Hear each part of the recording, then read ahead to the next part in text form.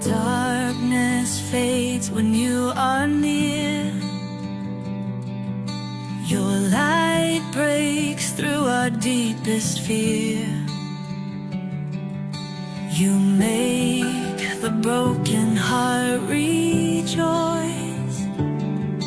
In you we find our voice. We lift you high above the skies. With every breath our praises rise. Your love, it never fades away.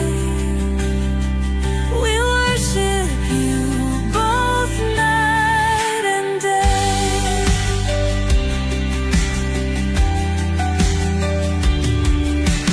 Chains are broken in your name. In you we are never the same. Your power flows like mighty streams, fulfilling all our dreams. We lift you high above the skies. With every breath our praises rise. Your love, it never fades away. We worship you both night and day.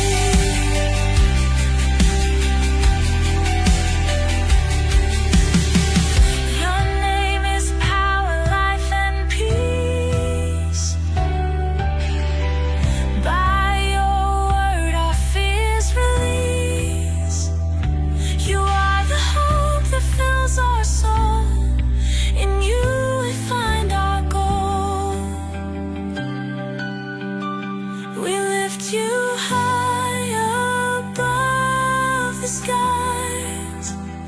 With every breath our praises rise. Your love, it never fades away. We worship you both night and day.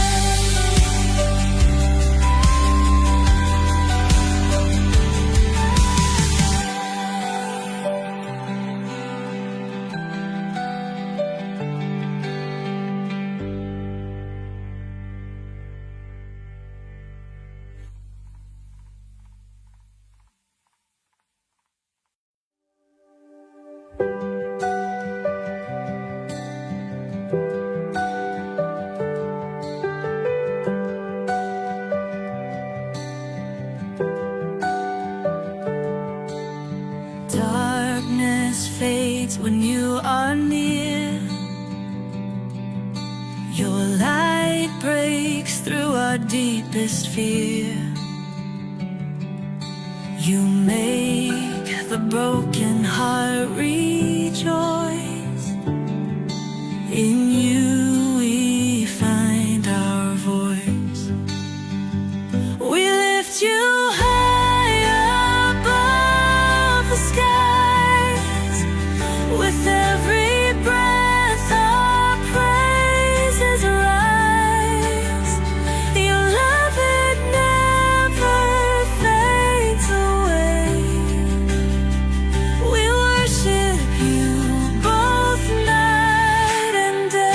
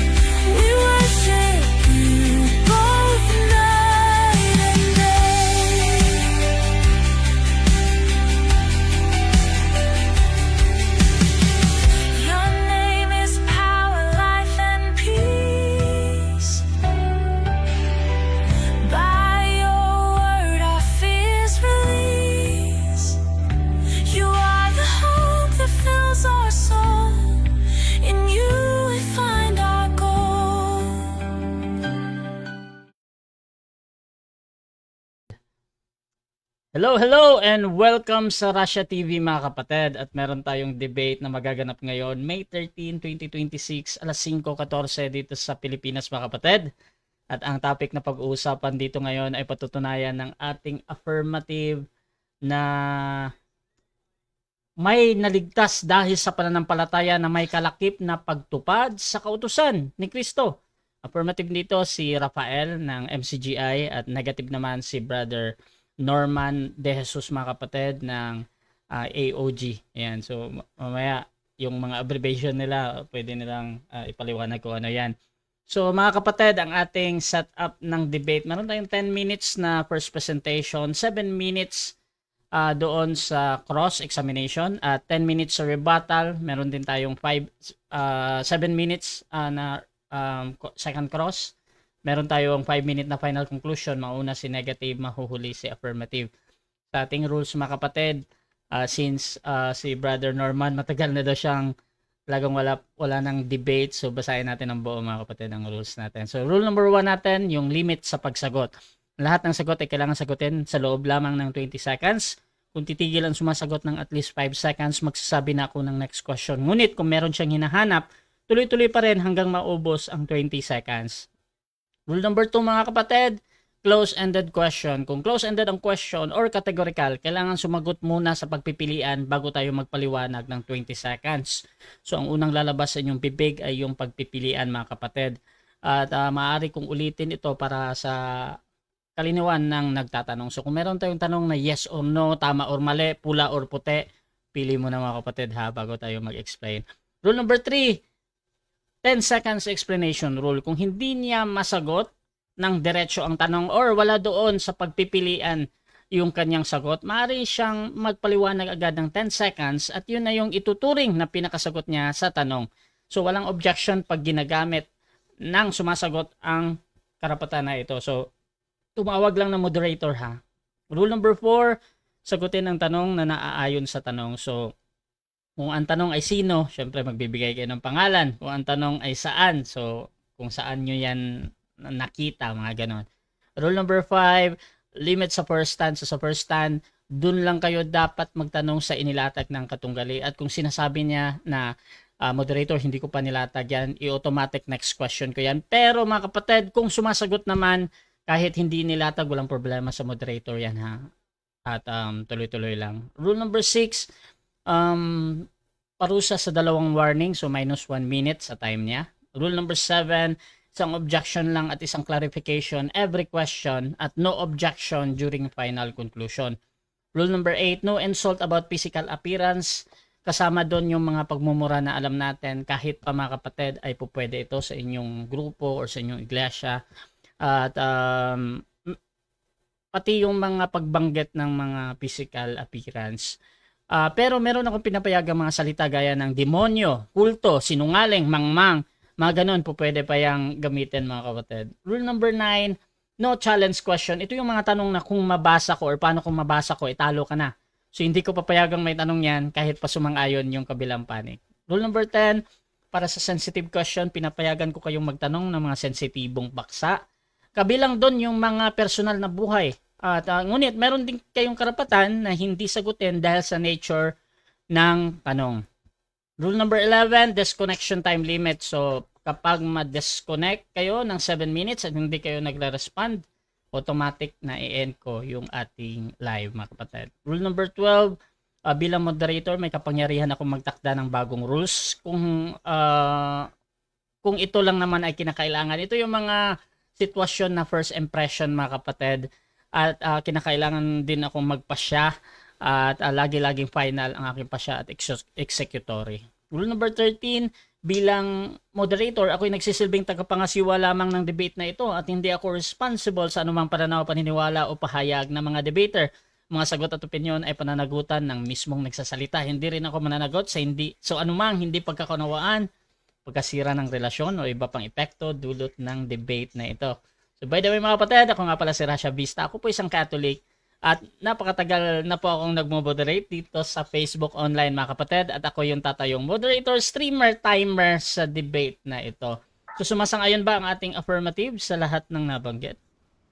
Okay bro, klaro. Okay, at sumasang-ayon din ba ang ating negative? Yes, Your Honor. Okay, so before natin simulan ang ating debate, syempre gusto ko muna kayo magpakilala mga kapatid. At baka pwede nyo ding ikwento kung paano ba nag-start ang pag-uusap na ito. Unahin natin ang ating affirmative. Pakilala ka kapatid. Magandang araw sa lahat na mga nakikinig sa podcast ni Brother Russia. Sana nasa mabuti kayong kalagayan. Nag-umpisa ang aming kami ay magdebate dahil nga doon sa comment section sa nakaraang debate ko sa ating mga kaibigan. Ngayon, itong ating kapatid naman ay nagko-comment. At yun nga, challenge niya ako na kung ano daw ang tinutukoy na kautusan sa Roma 2:13. Gusto niya na patunayan ko daw na ito ay kautusan ni Moises. Sabi ko, hindi ko patutunayan yon na kautusan ni Moises dahil magkaiba . Ang sa Roma 2:13, ang mga nagsisitalima sa kautusan ay aariing mga ganap. Samantalang ang kautusan sa 13:39 ng gawa, hindi kayo aariing ganap sa kautusan ni Moises. So paano maging kautusan ni Moises ang Roma 2:13? So ngayon, challenge niya ako na pag-usapan daw namin yon, pero bandang huli, medyo nagbago yung isip ng ating kaibigan. Yun na ako ay challenge niya na patutunayan ko raw na merong naligtas sa pananampalataya at pagtupad sa kautusan ni Kristo. Gulat nga rin ako at sa bagay ay maganda rin naman pag-usapan. Tinanggap naman po natin. Sabi nga niya ay busy daw siyang tao. Yun nga ay nagtakda naman talaga siya ng panahon para mapag-usapan ito. At maraming salamat sa iyo kapatid. At sana ay maipahayag natin kung ano ang nararapat. Maraming salamat po sa inyong lahat. Okay, thank you. At syempre, pakilala din yung tututol naman sa topic natin. Pakilala ka kapatid. Good evening everyone sa lahat ng mga kausas, mga kabiyaya at sa lahat ng mga nakikinig at nanonood dito sa Kay Russia TV. God bless us all. Pampalaya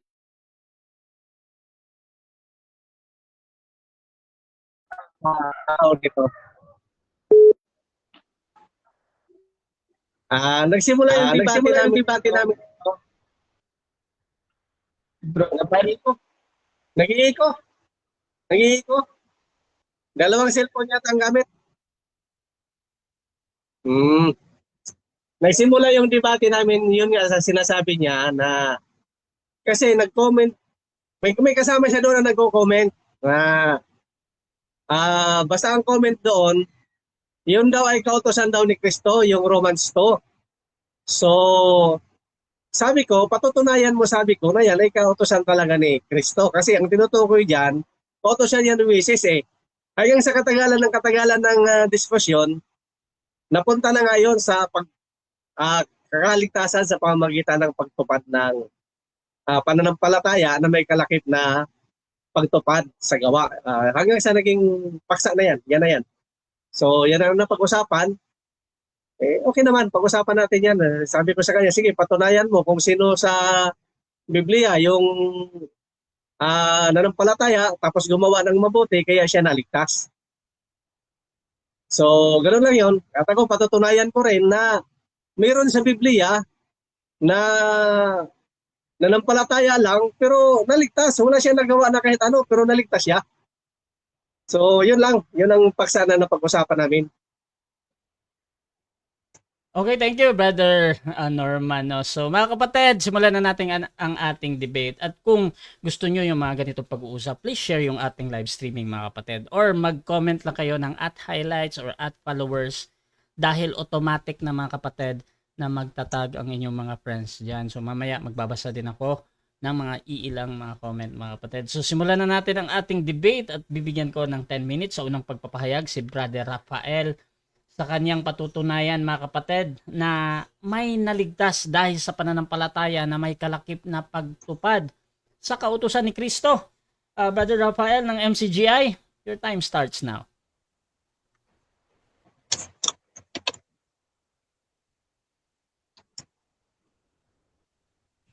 Magandang araw uli sa lahat ng mga nakikinig sa podcast na ito.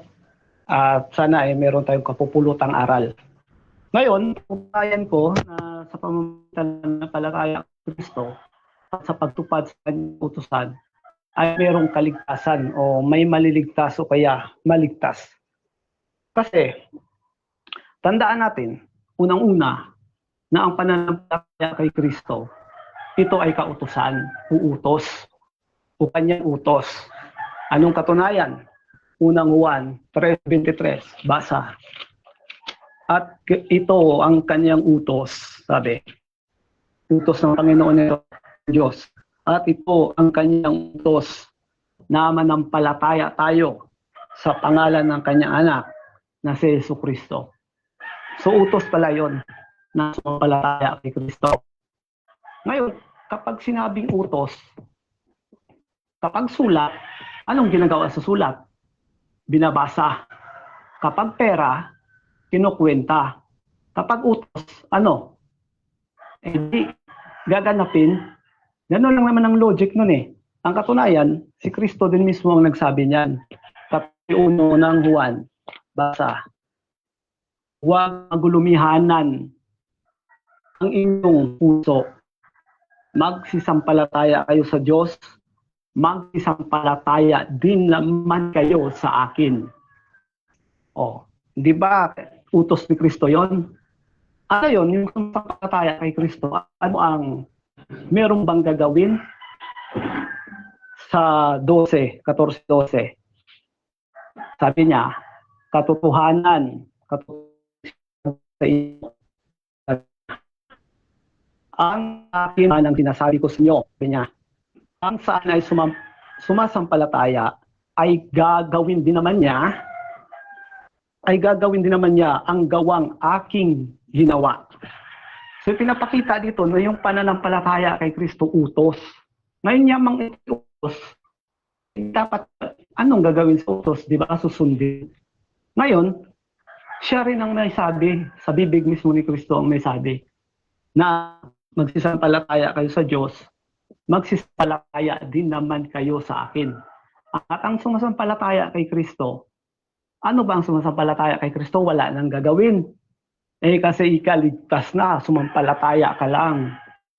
Ngayon, challenge ko sa atin, bumasa ng na sa pananampalataya lamang.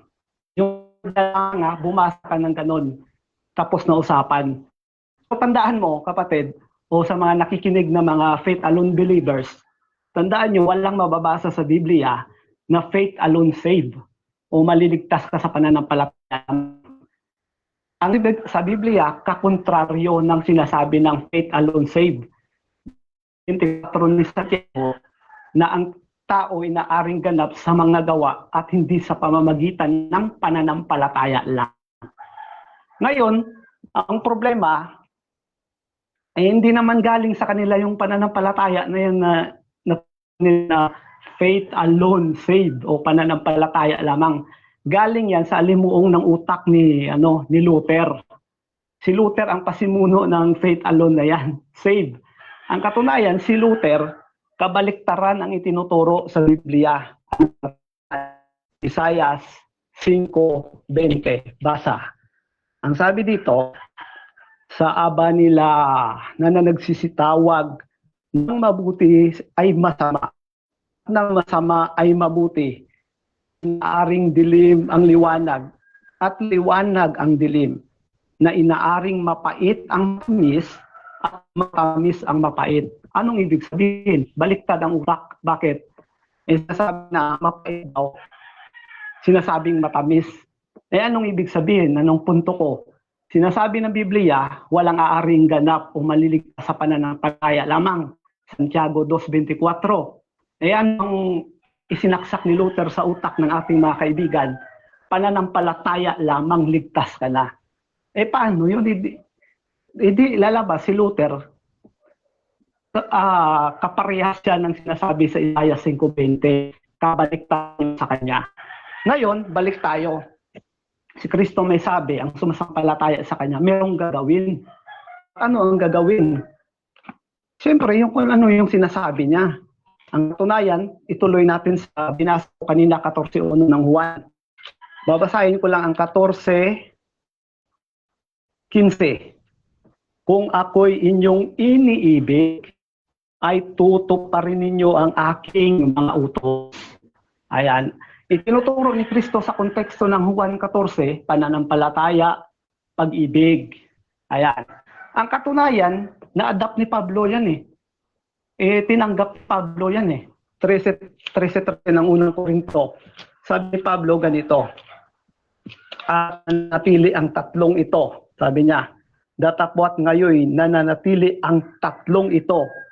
Ang pananampalataya, ang pag-asa, at ang pag-ibig. Ngunit ang pinakadakila sa mga ito ay ang pag-ibig. O saan mapupunta yung faith alone mo, kapatid? Tatlo pala naman ang tinuturo ni Pablo, hindi lang naman isa ang tinuturo ng ano eh. Ang pananampalataya, isa sa faktor ng kaligtasan. Pero ang faith, yan, merong kasama yan, kapatid. Anong kasama? Pag-asa at pag-ibig. Ang dakila sa mga ito ay ang pag-ibig. Excuse. Ang katunayan, magkaparehas ng paniniwala si Pablo at si Santiago. Anong katunayan? Sabi ni Santiago, hindi ka maliligtas sa pananampalataya lamang. May walay sa gawa. 2:24 ng Santiago. Sinabi din yun ni Pablo, kapatid, alam ko, tatanungin mo sa akin mamaya. So, inihanda ko yung sitas na yun para sa'yo. Si Pablo nag-letra por letra, hindi pananampalataya lamang. Ayan. Ngayon, ang batayan kasi ng ating mga kaibigang faithful believers, babasa sila ng Efeso. Ay sabi nila dito, pero ako naipit sa Efeso 2:8 nung nakaraang debate. Basahin nga natin. Sabi dito, sapagkat sa biyaya kayo'y naligtas sa pamamagitan ng pananampalataya. Take note, walang sinabi dyan. Sa biyaya naligtas kayo sa pamamagitan ng pananampalataya lamang. Bumasa ka ng word na lamang, tapos na usapan. Ako na mismo aatras sa debate, kapatid. Wala kang lamang na salita na word eh. Wala sinabi dito na sa pamamagitan ng pananampalataya lamang at hindi sa inyong sarili, ito'y kaloob ng Diyos. Walang lamang doon. Sabi niya, daw ako dito. Kasi yung nag-upload ng video na yon, tuloy lang in-upload. Tapos, ang kumbaga, chop-chop ang video na yon para palitawin na umamin daw ako na may naligtas sa faith alone saved. Ang sabi ko nga sumitas ako doon sa pagsagot ko, ginamit ko Santiago 2:22-24. At sinabi ko, sumagot ako, merong naligtas sa pananampalataya, pero walang word na alone, sabi kong ganon. Walang word na alone, yun ang sabi ko. Dagdagan mo yung nakasulat sa Efeso 2:8 na merong naligtas sa pananampalataya. Ang katunayan, merong kapatid. Ano ba ang kaligtasan na natamo ng Efeso? Diba? Naligtas sila sa pananampalataya. Hindi sabi ito, sapagkat sabi kayo'y naligtas sa pamamagitan ng pananampalataya at ito'y hindi sa inyong sarili, ito'y kaloob ng Diyos. Hindi sa pamamagitan ng mga gawa. Hindi sa pamamagitan ng gawa yun. Yung gawa ng Efeso na pansarili, hindi yung dahil sa utos ng Diyos, dahil iba yung ginagawa na pansarili mong gawa at gawa na inihanda ng Diyos para gawin mo. Kasi sa naligtas sila sa kanilang kasalanan. Kung iakyat mo yan sa 5, bagamat tayo'y mga patay dahil sa ating mga kasalanan, tayo'y binuhay na kalakip ni Kristo sa pamamagitan ng biyaya, tayo'y nangaligtas. Yung kaligtasan na natamo ng Efeso, kaligtasan sa kasalanan. Kaligtasan sa kasalanan, merong proseso yan, kapatid. Merong ginagawa yan na ang katwiran na sinusunod ng Efeso ay ang katwiran ng Ebanghelyo 1:13. Nasa kanya'y pagkarinig ng aral ng katotohanan ng Ebanghelyo na inyong kaligtasan, nasa kanya rin naman mula nang kayo'y magsisalataya ay kayo'y tinataka ng Espiritu Santo na ipinangako. So yun po mga kaibigan, mga kababayan, at ay tumutupad sa kautusan ni Kristo. Okay, so dyan nagtatapos mga kapatid ang first presentation ng ating affirmative. Dako tayo sa first cross-examination ng ating negative. Brother Norman ng AOG, your time starts now bro, 7 minutes.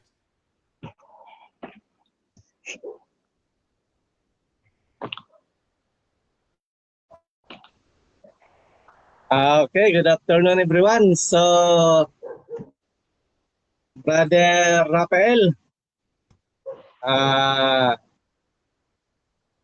ayon dito sa iyong paliwanag, sabi mo kanina na ang tao ay maliligtas dahil sa pananampalataya na may kalakip na gawa. Tama ba ang unawa ko o mali? 2:24. Tama na pananampalatayang may gawa.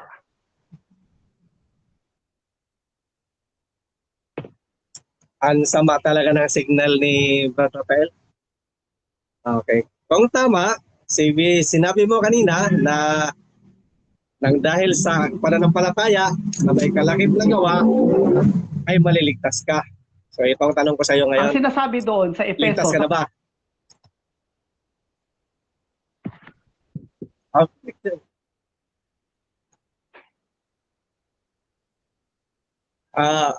Ang tanong ko sa kanya, Bro Rasya, ay kung ligtas na ba siya? Dahil siya ay may pananampalataya na may kalakip ayon na sa gawa, Biblia, so ligtas na ba siya? kapatid, ang sinasabi sa Objection, Your Honor. Objection, Bro Rasya. Ang tanong ko sa kanya, kung ligtas na ba siya? Ligtas na ba siya o hindi pa siya ligtas? Nung ng bautismo, dahil ang kaligtasan sa kasalanan, merong proseso at yun ay dumadaan sa bautismo. Para mapatawad ka sa kasalanan, kailangan bautismuhan ka para malinis ka sa iyong kasalanan. 2:38 ng gawa, unang Pedro 3:21. Yon. Okay, next question. Clarify ko lang, ligtas ka na, yes or no? Naligtas? Yes, naligtas Yes. sa kasalanan.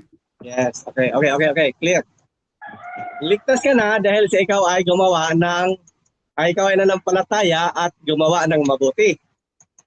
So dahil sa ikaw ay ligtas na, yan bang kaligtasan na kamit mo ngayon ay ligtas ka na talaga o ligtas-ligtasan lang? Sang-ayon sa Biblia, kapatid, naligtas gaya ng nangyari sa Pedro, naligtas sila sa kasalanan. At yung kaligtasan na yun sa kasalanan, may proseso yon, bautismo. Sa bautismo 3:21 ng unang Pedro, ang bautismo ngayon nagligtas sa inyo. Ngayon, yun kaibigan, naligtas sa kasalanan. So, ligtas ka na sa kasalanan, pero ang iyong kaluluwa, ligtas na ba o hindi pa?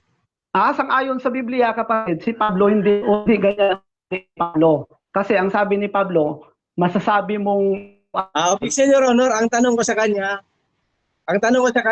kung ang kanyang kaluluwa ba ay ligtas na ba o hindi. Kailangan sagutin niya muna ng ligtas na ba o hindi pa. Bro Rafael, yung unang lalabas sa bibig mo talaga bro, yung ligtas na ba daw o hindi pa? Yun yung pagpipilian bro. Kung hindi ka makapili, pwede ka mag 10 seconds. Ito na lang ang sasagutin ko.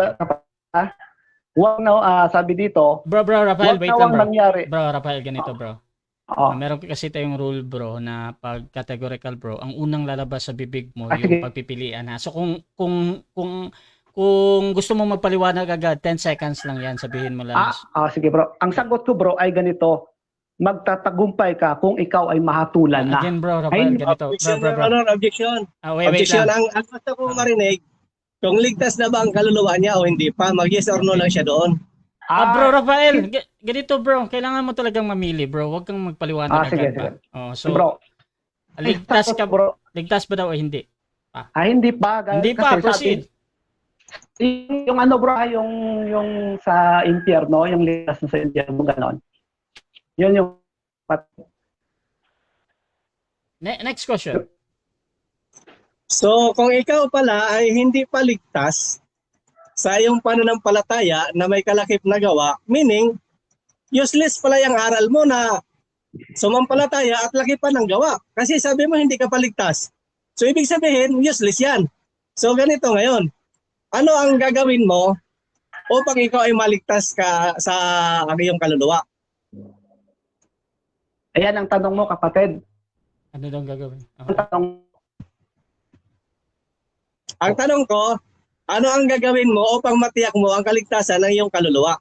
ang gawin mo nga, magpatuloy ka hanggang wakas. Kasi si Pablo, sabi ni Pablo, Objection, Your Honor. Wait lang. Time stop.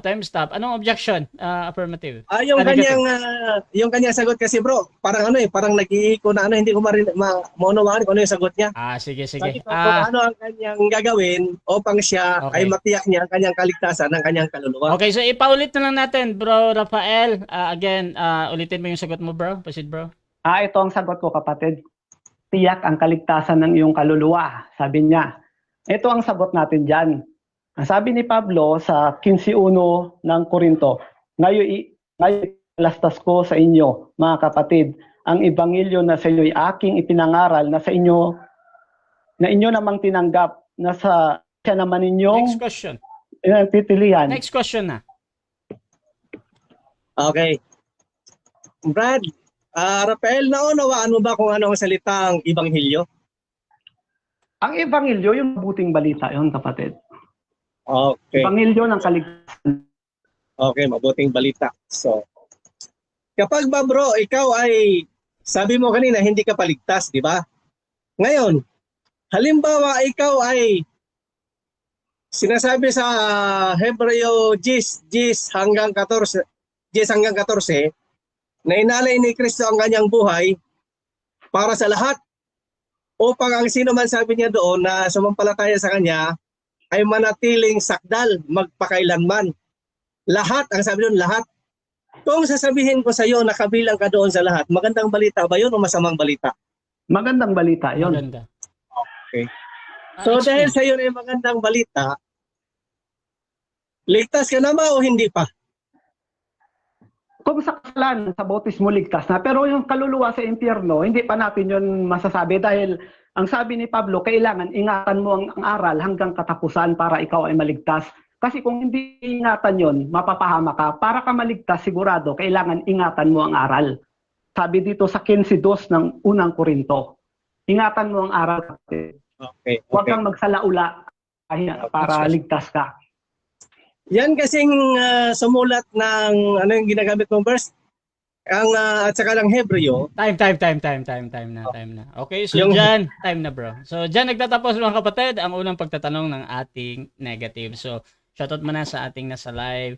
Nandyan si The Bread of Our Soul, lahat ng tagasunod, sabi niya.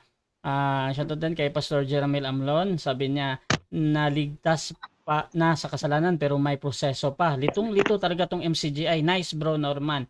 Shoutout din dito kay The Bread of Our Soul, naligtas sa pananampalataya, walang gawa, kaya hindi na kailangan na sumampalataya ni Norman.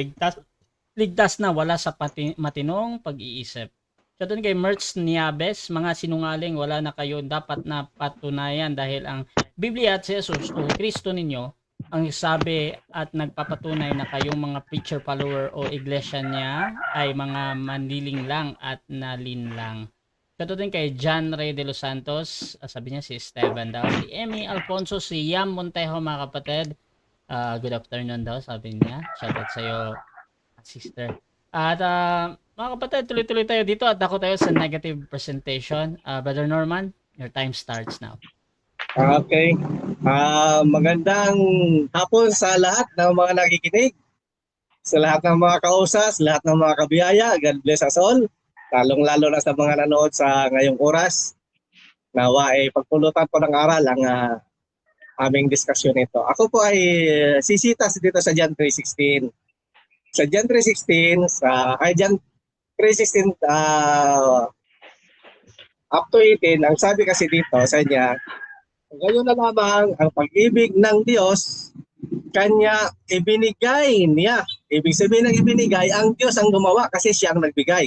Ibinigay niya, meaning ang Diyos ang nagbigay ng pamamaraan upang tayo ay maligtas.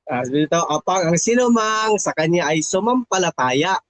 Ang sinabi doon, upang ang sinuman na sa kanya ay sumampalataya. Hindi doon sinabi na ang sinumang umanib sa MCGI o sa anumang iglesia o gumawa ng mabuti upang maligtas. Ang sinabi lang doon, ang sinuman na sumampalataya ay maligtas. Ganun lang kasimple ang aral ng Biblia.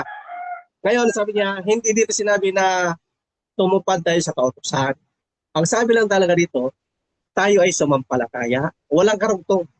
Sumampalataya lang talaga tayo. So, although hindi dito nakasulat yung faith alone, pero ang requirements lang talaga na hinihingi nitong John 3:16 ay sumampalataya. Diba? Wala dito sinabi na umanib ka sa ganitong relihiyon, umanib ka sa ganitong samahan, o gumawa ka ng mabuti upang ikaw ay maligtas, kundi ang sabi lang doon ay sumampalataya. Ano ang sasampalatayanan natin kay Kristo? Sa Hebreo 10:10 hanggang 14, sampalatayanan natin na tayo ay kabilang doon sa nasabing tayo ay iniligtas ni Kristo. Siya bumaba dito sa lupa upang iligtas ang lahat. Lahat ang sabi doon. Hindi sinabi itong certain na religion ito, certain na samahan na ito. Hindi. Si Kristo namatay para sa lahat. So kabilang doon si Brad Rafael, kabilang doon si Brad Rasha. Lahat ng mga nakikinig ngayon, kabilang yun sa mga iniligtas ni Kristo. At tayo, sabi doon, ay naging justified forever. Diba? Napakagandang balita niyan. Kaming mga born again, kaming mga usas, hindi kami nangangaral lang aming religion. Hindi namin pinagmamalaki ang aming samahan.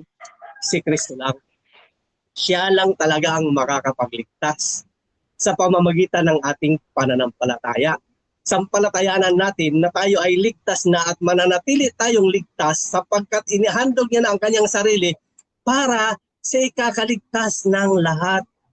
Ganon kalinaw. Hindi natin kailangan na gumawa pa tayo ng mabuti upang tayo ay maligtas. Tayo ay gumagawa ng mabuti sapagkat tayo ay ligtas na. Kaya nga kung babasahin natin ang Ephesians 2:1-3, tayong lahat ay mga patay. Dahil sa ating pagsasalansang, sa ating mga pagkakasala. Kung babasahin natin sa verse 4, ngunit dahil sa kay Kristo Jesus tayo nagkaroon ng buhay. Tayo nagkaroon ng buhay hindi dahil sa ating mga mabuting gawa o hindi dahil sa ating religion, but dahil sa kay Kristo tayo ay nangaligtas ng dahil sa ating pananampalataya. Nung tayo ay sumampalataya, magkaroon na tayo ng paggawa ng mabuti. Sapagkat ang kaligtasan nagbubunga ng mabuting gawa. Hindi yung mabuting gawa magbubunga ng kaligtasan, walang verse para doon. At patutunayan na yan na mayroong naligtas kasama sa doon sa cross Calvario, naligtas kahit wala siyang ginawa. Sumampalataya lamang siya. Hindi siya nakapabautismo. Hindi siya nakalipat ng relihiyon. Naligtas siya. Anong sabi ni Kristo? Ngayon mismo, isasama kita sa aking paraiso. Walang sino man na nilalang na sinasasalang na sumampalataya at gumawa ng mabuti upang maligtas. Wala. Bakos ang sinasabi ng Romans 3:28, tayo ay justified by faith apart from the works of the law. Ngayon, wala tayong gagawin talaga upang maligtas. Kundi tayo ay gumagawa ng mabuti sapagkat tayo ay ligtas na. Sampalatayanan natin na si Kristo namatay sa krus ng Kalbaryo para sa iyo at para sa akin at mananatili tayong ligtas. Yun ang magandang balita. At dahil ligtas na tayo, mamuhay tayo bilang mga ligtas na. Gumawa tayo ng mabuti. At ang mabuting balita, ikaw at ako ay ligtas na at mananatili tayong ligtas. Huwag natin ipagmalaki ang ating mga religion. Huwag natin ipagmalaki ang ating sarili. Kaya nga sinasabi dito ng Ephesians 8, upang walang sino man ang pagmamalaki. Sapagkat yung sasabihin mo na haluan mo ng mabuting gawa, ang iyong kaligtasan, kayabangan yan. Sapagkat si Kristo lang ang dapat natin ipagyabang. Siya ang gumawa ng kaligtasan natin. Siya ang gumawa, nagdusa-dusa krus, upang tayo ay hindi na magdusa. Ngayon bilang mga ligtas na tayo, mamuhay tayo ng ligtas. Ipakita natin na tayo ay mga ligtas na nga sa pamamagitan ng ating mabuting gawa. Sapagkat uulitin ko, ang mabuting gawa ay hindi nagbubunga ng kaligtasan. Ngunit ang kaligtasan ay nagbubunga ng mabuting gawa. Sapagkat kung ikaw ay sumampalataya, ikaw ay magkakaroon ng buhay na walang hanggan. At dahil buhay ka na, makakagawa ka na ng mabuti. Pero kung ikaw hindi sumasampalataya kay Kristo na ikaw ay kabilang doon sa sinasabi niyang lahat ng Hebreo 10:10, ikaw ay patay sa paningin ng Diyos. Sampalatayanan mo yun na ikaw ay ligtas na sapagkat ang iyong mga mabubuting gawa ay marirecognize ng Diyos. I-acknowledge niya yan. Sapagkat ikaw ay sumasampalataya kay Kristo, ikaw ay kanya nang pinatawad. Ang sabi ng Romans 4:7-8, mapalad ang tao na ang kanyang mga kasalanan ay nilimot na ng Diyos. At ang kanyang mga kasalanan ay hindi na binibilang laban sa kanya. Napakagandang balita. Diba mga kapatid? Napakagandang balita na ang ating mga kasalanan ay nilimot na ng Diyos. At dahil limot na ng Diyos ang ating mga kasalanan, mamuhay tayo ng matuwid sa kanyang paningin. Mamuhay tayo ng matuwid sa mga tao na kapalibot sa atin upang sila ay maniwala na tayo ay mga ligtas na. Hindi natin kailangan magpakilala na tayo ay usas. Hindi natin kailangan magpakilala na tayo ay mga born again. Kahit hindi tayo magsalita, maniniwala sila na tayo ay mga ligtas na. Sasabihin nila, born again yan. Makikita sa ating gawa ang kaligtasan. Hindi magbubunga ng kaligtasan ang mabuting gawa. Ang pananampalataya ang magbubunga ng mabuting gawa. So itong aking wala itong may lalatag na sino man naligtas dahil sa kanyang wala. Pero ako may nailatag ako na naligtas dahil Rafael, kanyang pananampalataya. Wala siyang nilatag. Wala talaga. At ang sabi niya, hindi paligtas ako sa aking presentation. Atas na ako ang pananampalataya. At yung natatalo sa cross ng Kalbaryo, ligtas siya kahit wala siyang ginawa. So napanindigan ko na ang aking pananampalataya ay tunay sapagkat ako sa aking sarili alam ko na ako ay ligtas na forever.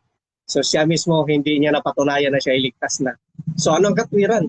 Anong purpose? Bakit ka pa sumasampalataya na may kalakip na gawa ko ikaw mismo hindi ka paligtas? Di ba? Useless, di ba? Ikaw nangangaral ng kaligtasan samantala ikaw mismo hindi paligtas. Napakasamang balita niyan. Di ba? Dapat bago ka mangaral na ikaw ay ligtas na, ligtas ka muna.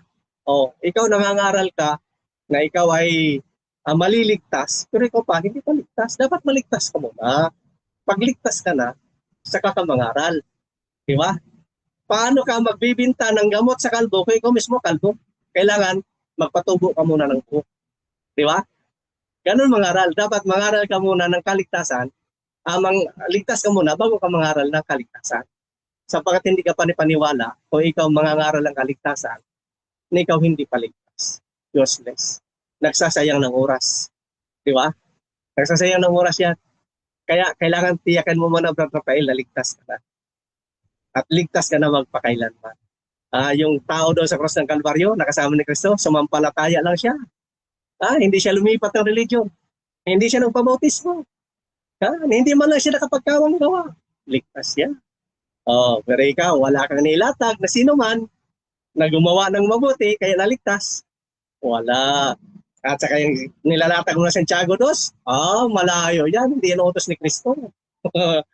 Kaya sigurado ako talaga na si Kristo lamang ang aking ipinagmamalaki, hindi ang aking mabuting gawa. Sapagkat ako wala talagang kakayanan na gumawa ng mabuting gawa, wala akong pananampalataya. Okay, so dako tayo mga kapatid sa first cross ng ating affirmative. Brother Rafael ng MCGI, your time starts now.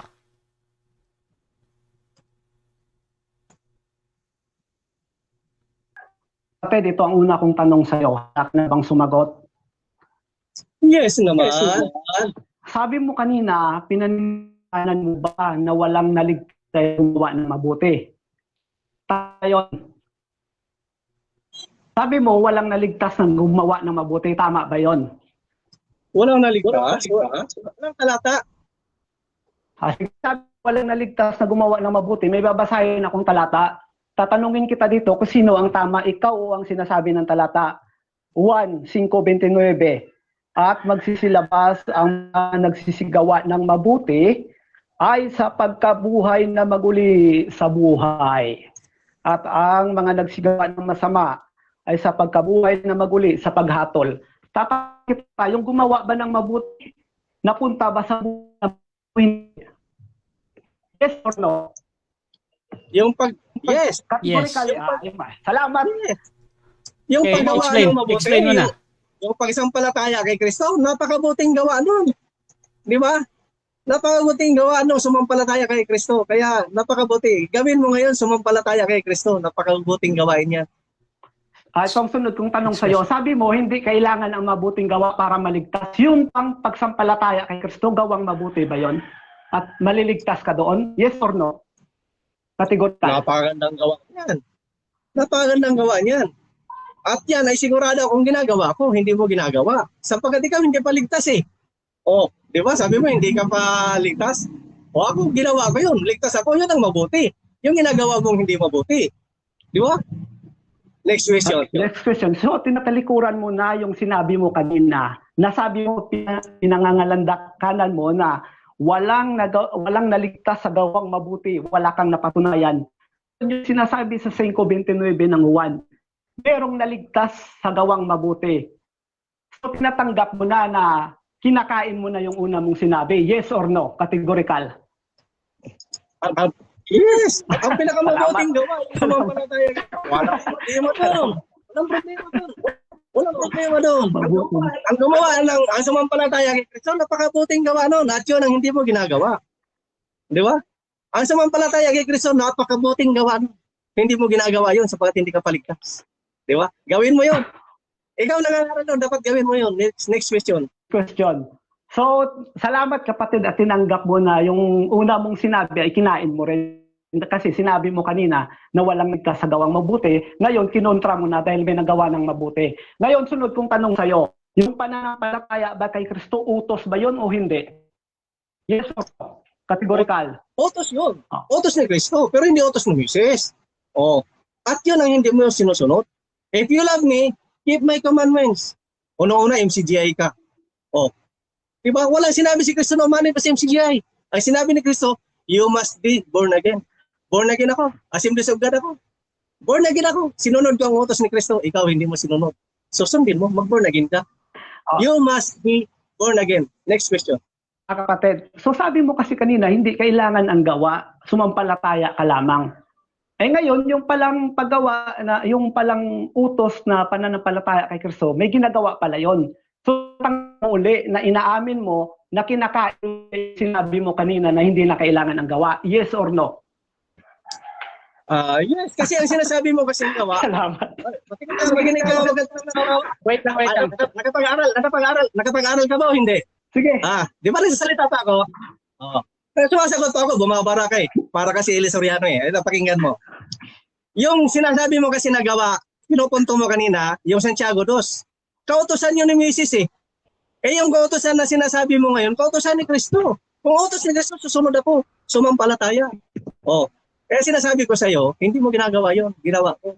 Ikaw hindi gumawa, gawin mo yon, di ba? Question kapatid, next question. So pinapanigan mo na ngayon yung tindig ko na merong naligtas sa pananampalataya at pagtupad sa kautusan ni Kristo. So tinitindigan mo na ngayon, tinatanggap mo na yung tinitindig ko ngayon. Yes or no? Categorical. Tinatanggap ko daw. Pag-ulit, medyo malabo. Ang yung tema ko na pinatutunayan na merong naligtas sa pananampalataya kay Kristo, pagtupad sa kanyang kautusan, tinatanggap mo na ngayon. Yes or no? Categorical. Yes, tinatanggap ko na may wag kang bastos. Wag ka muna sumabay. Pag ikaw nang sasalita, hindi ako sumasabay. Kaya wag kang bastos, ha? Makikita sa ating gawa kung sino ang gumagawa ng mabuti. Eh, yung gawa mo hindi mabuti. Kaya sa salita ako, sumasabay ka eh. Para ka namang hindi nakapag-aaral. Okay? Makinig ka. Kung ang pinupunto mong utos ay utos ni Kristo, agree ako. Kaso nga lang sa latag mo kanina, ang nilalatag mo kasi, utos ni Kristo. Oh. Next question. Next question. Saan mo mababasa sa Santiago 2:24 na yun ay kautusan ni Moises? Letra por letra. Sige, basa. Okay. Paano kung may mabasa ako na yan, ikaw to sa Moises, ano gagawin mo? Basahin mo na kautusan si Santiago. Basahin mo. Sa Santiago 2. Oh, basahin mo na ano yan. Sumagot lang, tapos Kasi sa Santiago 2, okay, proceed bro. okay, sa Santiago 2 kasi, sinasabi mo na huwag kang magnanakaw. Pangilang utos yung pagnanakaw. Huwag kang magnanakaw, ngunit nangnanakaw ka. Huwag kang mangangalonya, ngunit nangangalonya ka. Ano yung utos yun? Kay Kristo? Santiago 2. Next question. Di ba? Sunod kong tanong sa si Santiago yung alito kay Jesus kay Bro, napuputol ka bro? Bro Sunod Rafael? kong tanong. Hello, but narinig niyo ako, bro? Yan. Hello. Sige bro. Ulit. Si Santiago ba alipin ba ito ni Moises o alipin ni Kristo? Si Santiago, alipin ni Kristo. Pero ang ipinapangaral niya dyan, na hindi ka talaga maliligtas sa pamamagitan ng pagtupad ng kautusan ni Moises. Kaya nga sinasabi dyan, sumampalataya ka. At dahil ligtas ka na, kailangan makita sa pamumuhay mo, naligtas ka na. Pero hindi yung Santiago 2 na yan. Time. Okay, so dyan nagtatapos mga kapatid ang first stage ng ating debate.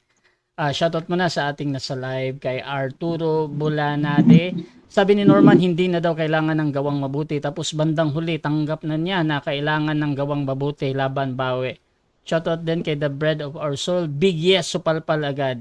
Shoutout din mga kapatid kay Jeramel Amlon. Litong-lito. Ano pala ang iniligtas sa'yo nung naligtas ka sa kasalanan? Litong-lito talaga tong MCGI. Shoutout din mga kapatid.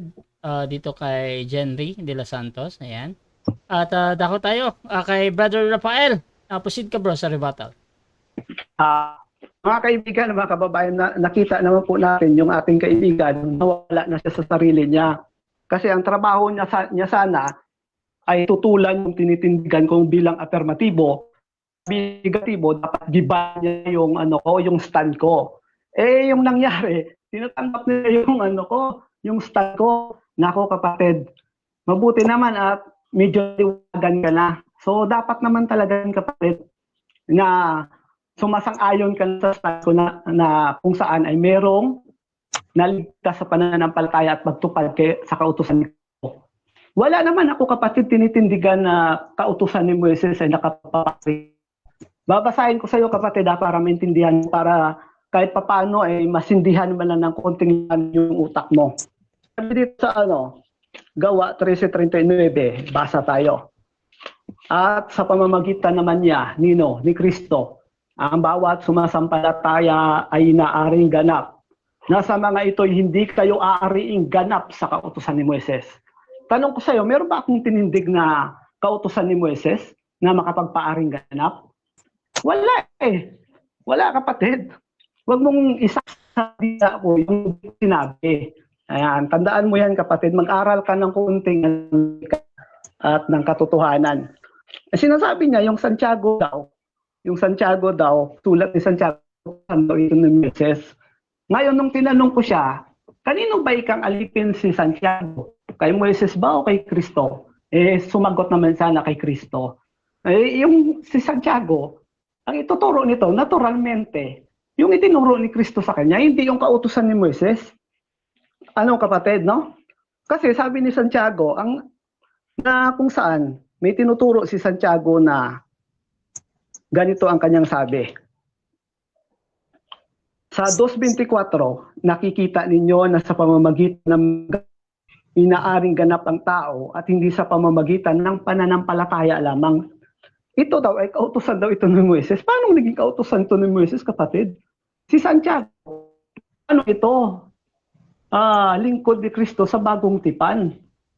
Kasama ng mga apostol ay nangangaral ng ebanghelyo.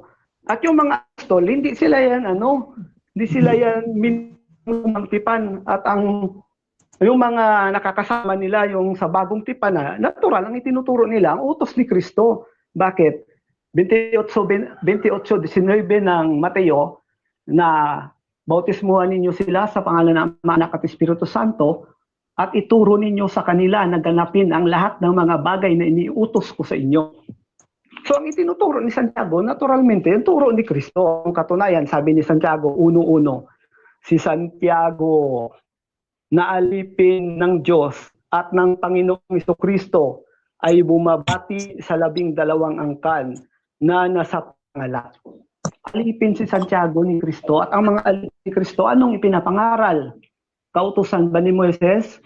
Kapatid, magising ka ng kaunting gising sa pagkabangungot mo.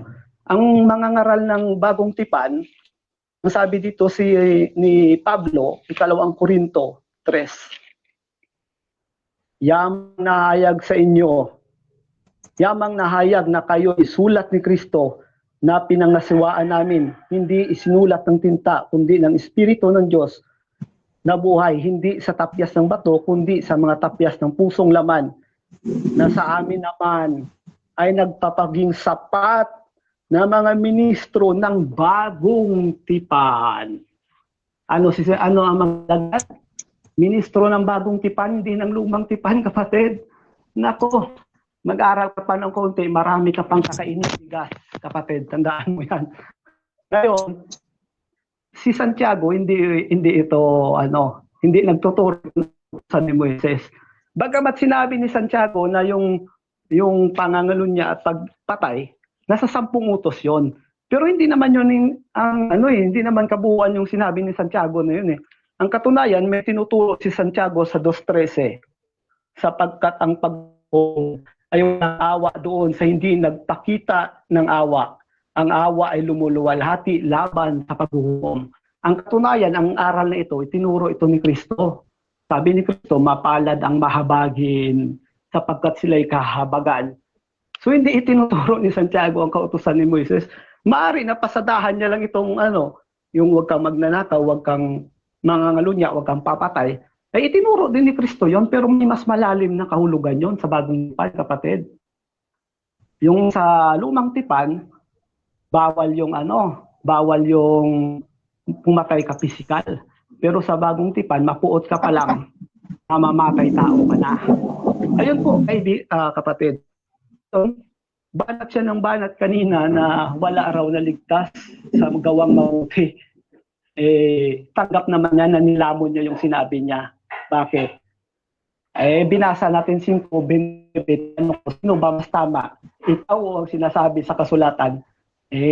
Tanggap naman ng tama yung 5:29. Ayan kapatid, magising ka na, huwag kang padadaya sa mga manlulokong pastor na nagturo sa'yo. Dahil alam ko, hindi naman galing sa yung mukote yan, yung tinuturo mo. Galing yan doon sa mga sinaunang tao gaya ni Luther at ni Calvin na nagtawid sa inyo ng ganyang aral na kung saan faith alone, hindi na daw kailangan ang gawa. Hindi na pala kailangan ang gawa. Yung pananampalataya, inuutos sa'yo para ikaw ariing ganap. Gagawin mo ba? Tanggap mo naman na kailangan gawing mabuting gawa. Sabi mo pa nga Tapos sabi, hindi kailangan ng gawa. Tapos bandang muli, kinontra mo rin. Kapatid, ang sabi sa Santiago, yung taong may dalawang akala, delikado yan. Kung ikaw nga mismo, hindi mo matindigan yung sarili mo sarili mo nga kinukontra mo ibang tao pa kayo. Ay, nako kapatid, kaawa-awa kayo mo. Buhay na mano kayo sa impyerno pag ganoon kayo. Yung tinutukoy ko kanina na kasi si Pablo, hindi naman nagsabi si Pablo agad-agad na ligtas na siya. Kaya nga sabi niya, magpatuloy ako hanggang sa hangganan. 3 ng Filipos, sabi niya, hindi sa ako'y nagtamo na, o ako'y nalubos na, hindi nagpapatuloy ako. Baka sakaling maabot ko, yung maabot naman sa akin ni Kristo Jesus. Hindi bakit Pablo, tandaan mo yan, hindi gaya ng mga nagsasabi na, ligtas na, wala nang gagawin. O sige, magsalaula ka na, ligtas ka na pala si Pablo, ano sabi ni Pablo? Ingatan mo.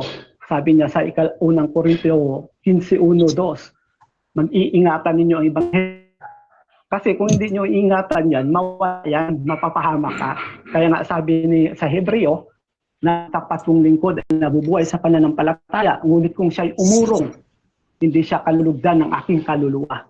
Pag umurong ka, mahirap kasi kapatid na magyabang ka na. Si Pablo, hindi nga sinabi yun eh. Kasi yung Efeso, ligtas na yan eh. Dumating ang panahon, natiko Jesu na yan eh. O sasabihin mo na forever safe?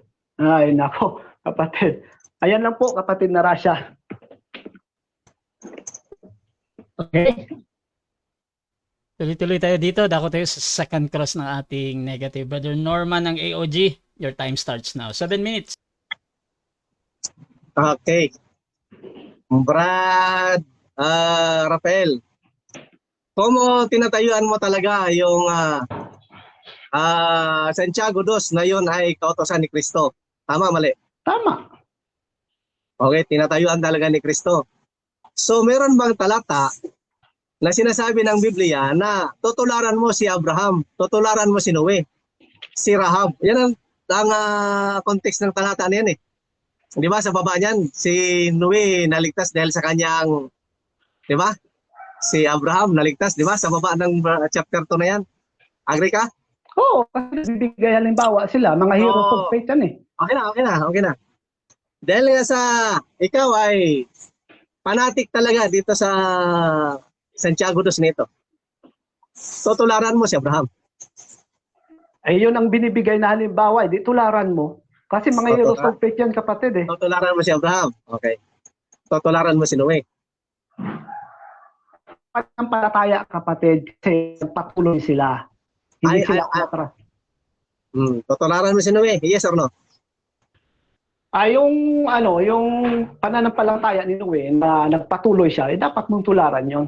Kasi hindi naman ituturo yung kapatid ni Pablo sa Hebreo 11. Kung hindi yun, walang kinalaman yun sa atin para tayo ay hindi naman niya ituturo yun. Hindi nonsense si Pablo, kapatid na yan. So, si Noe at si Abraham, tutularan mo. Yes or no? Tutularan, yes, sa pananampalataya nila na upang makamit mo ang kaligtasan. Upang makamit mo. Okay na, bro. Upang makamit mo ang kaligtasan, tutularan mo si Noe at si Abraham. Yes or no? O tutularan mo sila sa kanilang pananampalataya. Okay, makinig ka. Si Abraham naligtas dahil sa kanyang mga pananampalataya at gawa. Tama, mali? Oo, sa pananampalataya at gawa, sabi doon sa Santiago. Ngayon, tutularan mo sila. So, pauupahan mo rin bang asawa po para maligtas ka? Ay, hindi yun, kapatid. Kaya nga, hindi. Ay, ito sabi ko sa iyo, kapatid. Sino ka na, tutularan yung pananampalataya nila na hindi sila umatras, nagpatuloy sila. Pero yung kautusan, may kanya-kanyang panahon ang kautusan. Hebreo, hindi mo alam yung kapatid? Tuturo ko sa iyo. Sabi doon sa Hebreo 1:1, sabi dito, ang Diyos ay nagsalita ng unang panahon sa ating mga magulang sa iba't ibang paraan at sa iba't ibang panahon. Sabi mo, tutularan mo si Abraham at saka si Noe. So, makikipagtali ka sa anak mo, yes or no? Hindi, wala ka na sa ayos, kapatid. Kasi ang Diyos salita bawat panahon. Hindi kanya-kanyang kautusan nila. May kanya-kanyang kautusan. Ngayon, tayo, nasa kautusan na tayo ng Kristo. Hindi ka nasa kautusan ni Moises o ni Abraham. Pero yung pananampalatayang ibinigay nilang halimbawa, tularan mo yun, hindi sila umatras. Bakit mo gagayahin yung ginawa nilang sama? Si David. Si David pumatay ng tao, tutularan mo rin. Siyempre hindi. Utak ka, kapatid, utak. So, binabawi mo na hindi mo tutularan si Noe at si Abraham. Ang sagot ko, na nagpatuloy sila sa Diyos. Pero yung ginawa lang mali, alisin mo yon. Ano sa Biblia? Suriin ninyo ang lahat ng bagay. Kunin ninyo ang mabuti, alisin nyo ang masama. Halimbawa, si David, pumatay ng tao, tutularan mo ba? Ano ang tutularan mo kay David? Siyempre yung mabuting gawa na ginawa niya, hindi yung masama. Sabi mo naman utak mo, kapatid. Nako. Ang sabi mo, tutularan mo si Abraham at saka si Noe. Tutularan ko siya sa pananampalataya niya. Pananampalataya niya. Noong ginagawa ni Noe, yung kanyang pagsanla sa asawa niya, noong nakipagtalik si Noe doon sa kanyang anak, nung isinanla ni Abraham yung kanyang asawa, nautosan na siya doon, sumusunod siya sa utos.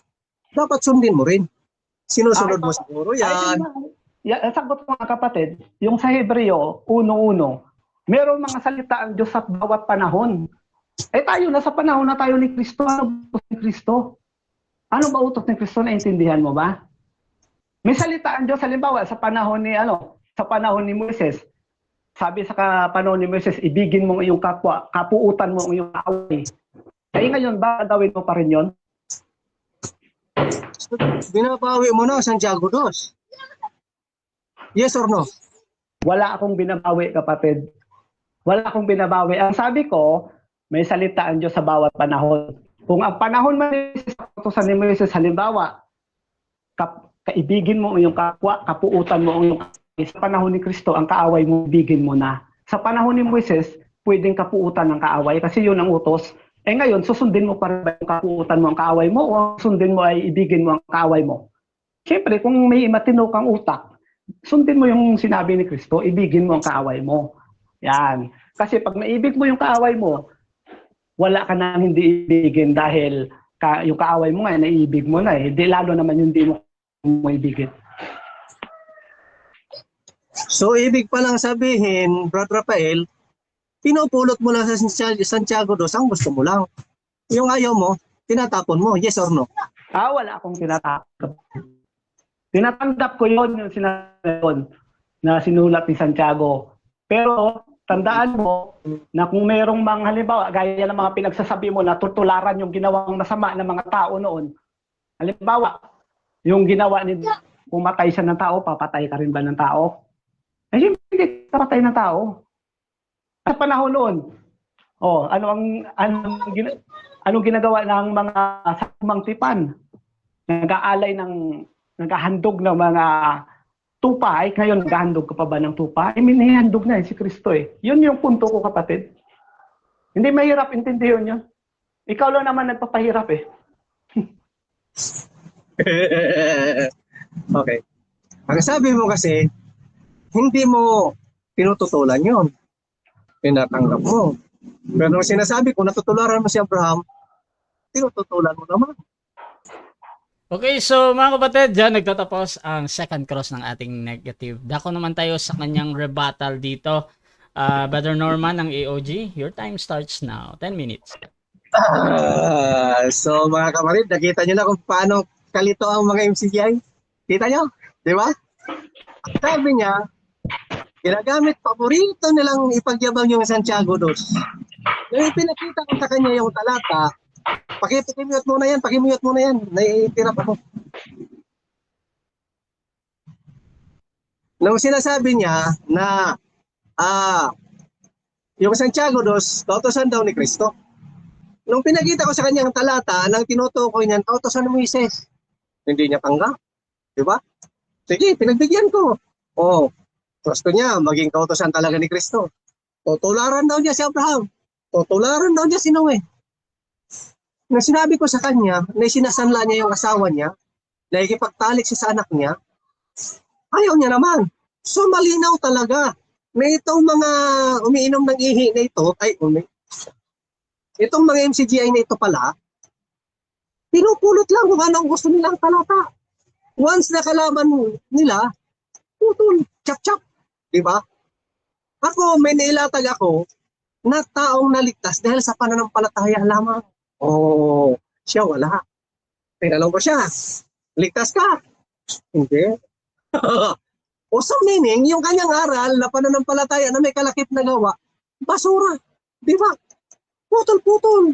Kasi once na pabor sa kanya yung talata, kakainin niya. Di ba? Pagkalaban sa kanya, puputulin niya. Kita nyo? Kita nyo? Ganon kalito ang mga tauhan ni Soriano. Nalilito sila. Di ba? Pananampalataya daw na may kalakip na gawa. Kayabangan nyo. Kulang pa bang ginawa ni Kristo sa krus ng Kalbaryo? Malinaw ang Hebreo 10:10 hanggang 14. Inalay na ni Kristo ang kanyang sarili para sa ikakaligtas ng lahat. Aba si Rafael ayaw tanggapin yun. Hindi siya kasama doon sa lahat na yon. Hindi niya tanggap yon. Pero si Kristo, ang kanyang kamatayan sa cross ng Kalbaryo, para sa lahat. Ha? Upang tayo ay ma-justified. Forever!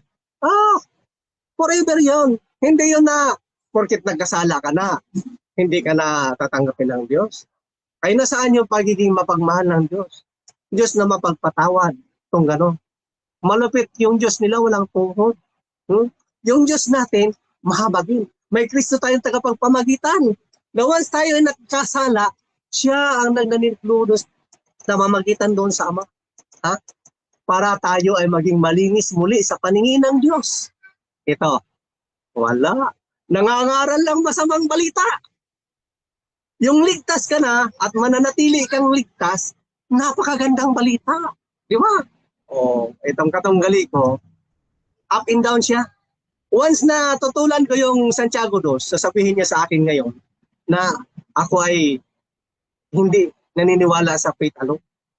Ang up and down yun. Pag inayunan ko naman siya, aakyat na naman siya.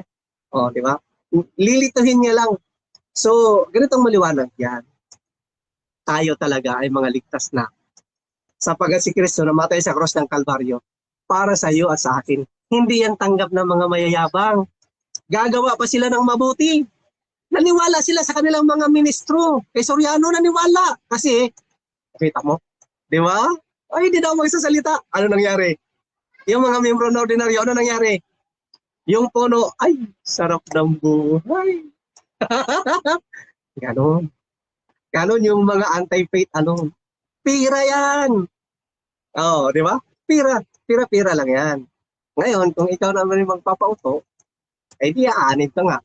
Pero kita mo, siya mismo hindi ligtas. Di ba? Paano ka maniniwala sa tao na hindi pa ligtas? Nangangaral ang kaligtasan. Di ba? Paano kang sasakay doon sa tao na nagsasabing marunong siya magmaniho na hindi mo pa naman nakita nagmamaniho? Walang lisensya. Sasakay ka. Dapat nakikita mo siya nagmamaniho. Expert na siya.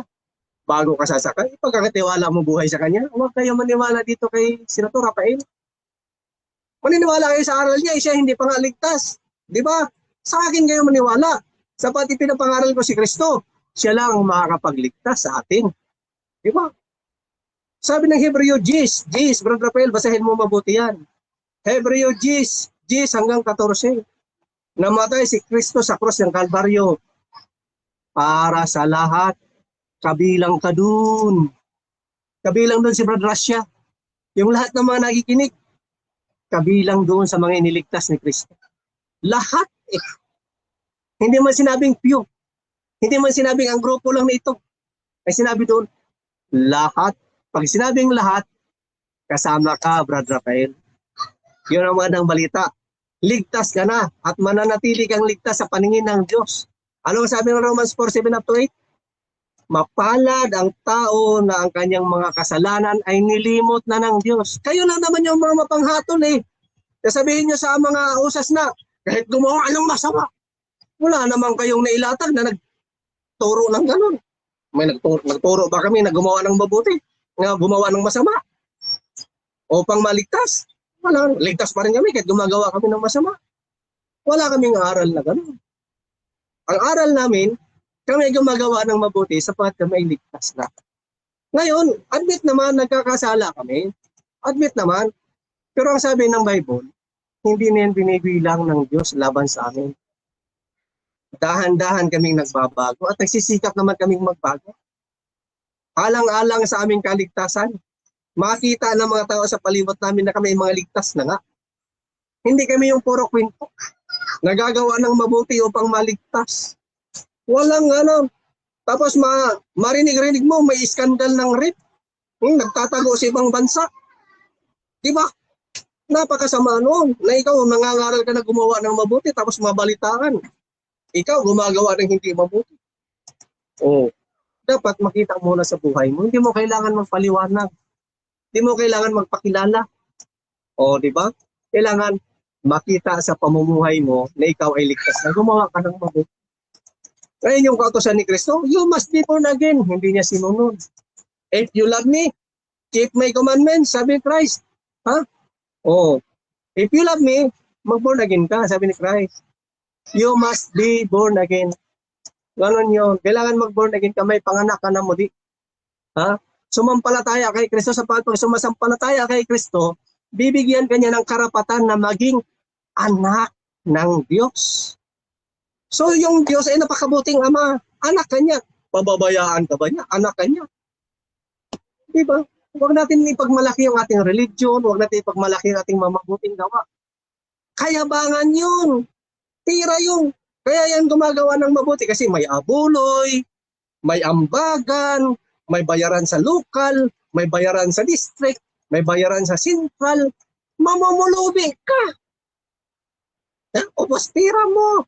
Yung mga leaders, yung mga karalala, yung mga mataas ang katungkulan, ang susurap ng buhay, di pa sakay-sakay doon sa big bike. Nakikita mo lagi sa Marilaki. Oh, pero yung mga ordinaryong membro, asin ang ulam. Asin ang ulam. Tanungin mo, ligtas ka na ba? Hindi pa. Scam! Scam! Scam kayo, prototype. Kaya kung ako sa inyo, si Kristo ang paniwalaan nyo. Kasi pag si Kristo ang nagturo, talagang ligtas ka pala. Sumampalataya ka kay Kristo. Pag sumampalataya ka sa Kanya, nakabilang ka doon sa Kanya mga iniligtas, ligtas ka na talaga. Hindi na mawawala yun. Mananatili ka ng ligtas, ang sabi niya sa 14. Mananatili kang sakdal sa paningin ng Diyos. Ang iyong mga kasalanan, nilimot na ng Diyos. At ang iyong mga pagkakamali, hindi niyan binibilang laban sa iyo. Pero hindi ko sinasabing magpakasala ka porket hindi na binibilang ng Diyos, magpapakasala ka. Hindi ganon. Kasi sa Ephesians 2:10, ay ang mabuting gawa, inilaan ng Diyos yun para sa mga ligtas na. Kasi kung sa Ephesians 2:1, patay ka sa paningin ng Diyos, dahil sa iyong kasalanan, dahil sa iyong paglabag. Pero pagdating sa 4, nagkaroon nga ng buhay dahil kay Kristo. Dahil sa iyong pananampalataya, sabi sa verse 8, dahil sa iyong pananampalataya, ikaw ay naligtas. Di ba? O dahil ligtas ka na, sabi sa Jis, lumakad ka sa mabuting gawa. O, di ba? Ganon. Kailangan makita sa buhay mo, naligtas ka na nga. Huwag kang pauuto doon sa mga leaders mo nga, kailangan maging kaanib ng iglesia ninyo. Ilang membro nyo nang natanong po, hindi pa ligtas. Ikaw din mismo, inadmit mo, hindi ka pa ligtas. Di ba? Mismo si Eli Soriano, nung magdebate sila doon sa Laguna, hindi din siya ligtas. Namatay siya ng hindi ligtas. Doon ka susunod sa hindi ligtas. Kay Kristo ka sumunod. Namatay siya at nabuhay. Okay mga kapatid, dako tayo agad-agad sa ating second cross ng affirmative. Brother Rafael ng MCGI, pa-unmute bro kung nakamute ka. Your time starts now.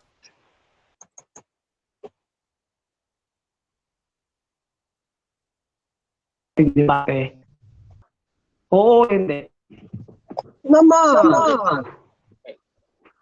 Ano yung maksa natin? Patutunayan mo. Mayroong naligtas sa paggawa ng mabuti. Nanampalataya at gumawa ng mabuti. Wala kang napatunayan. Tama ba yung, di ba yung sa paksa natin, patutunayan ko na may ligtas sa pananampalataya at pagtupad sa kautusan ni Kristo, tama ba? Wala kang napatunayan. Kaya sarili mo. Ito ang sagot sa iyo kapatid. Alam ko na alam mo naman yun na yun ang stand ko.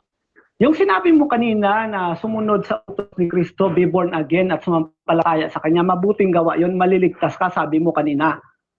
Tama ba? Tinatanggap mo uli yun? Yes or no?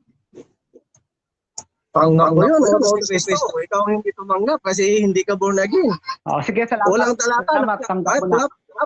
Salita pa. Wait lang. 50 seconds.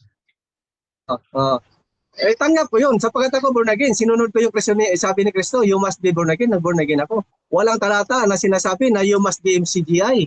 Diba? Next question. May sinabi ba ako sa paksa na MCGI? No. Wala naman. Pero MCGI ka eh. So, walang utos na gano'n, di ba? Pero hindi ka naman born again. So, hindi mo sinunod si Kristo. Next question. So ang kautusan ni Kristo na tinitindigan ko na ang pagtupad sa kautusan ni Kristo at pananampalataya sa Kanya ay makapagliligtas. Again ka, sumampalataya ka sa Kanya. Ang tinitindigan kong paksa ngayon, tinatanggap mo ba yon? Yes or no? Tanggap ko. Ikaw, hindi mo ginawa. Ako, ginawa ko ang utak ni Kristo. Humayo kayo at ipangaral ang mabuting balita. Ipinapangaral ko sa iyo ngayon. Ligtas ka na. Napakagandang balita nun. Utos ni Kristo, humayo kayo at ipangaral ang mabuting balita. Next question. Sabi ng negatibo, dapat tutulan mo yung paksa ko. May natutulan ka paksa ako na ang pagtupad sa kautusan ni Kristo at pananampalataya sa Kanya ay maliligtas? Oo, wala. Pag-ulit. Di ba yung bilang negatibo, ikaw ay negatibo, dapat ang trabaho mo ay gibain mo yung stand ko na ang stand ko ay patutunayan ko na may naligtas sa pananampalataya kay Kristo at pagtupad sa kanyang utusan. Ngayon, yung bang tinitindigan kong paksa na palataya at pagtupad sa kautusan ni Kristo ay maliligtas, yun ba ay tinatanggap o hindi mo tinatanggap?